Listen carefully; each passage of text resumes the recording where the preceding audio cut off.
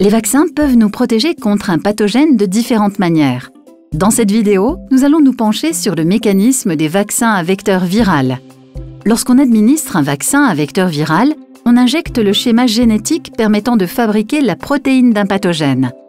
Ce schéma génétique est en fait de l'acide désoxyribonucléique, en abrégé, de l'ADN. Le support qui transporte ce schéma de fabrication jusque dans la cellule est appelé vecteur. Des virus inoffensifs peuvent notamment servir de vecteur.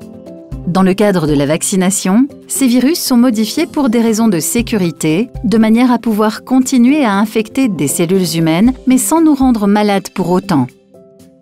Pour ce faire, on remplace un morceau d'ADN du vecteur par le schéma permettant de fabriquer l'ADN d'une protéine du pathogène. Après l'injection du vaccin, les vecteurs commencent par s'arrimer aux cellules en vue de s'introduire dans ces dernières. Lorsque le vecteur est à l'intérieur de la cellule, l'ADN, qui est le schéma génétique de fabrication du vecteur, est transporté dans le noyau de la cellule. L'ADN de la protéine du pathogène y est alors transcrit en ARN messager, puis le schéma de fabrication de l'ARNM est transporté à l'extérieur du noyau de la cellule pour s'accrocher à un ribosome.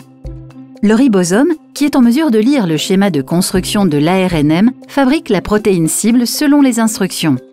Dans le cas d'un vaccin, il s'agit de la protéine du pathogène.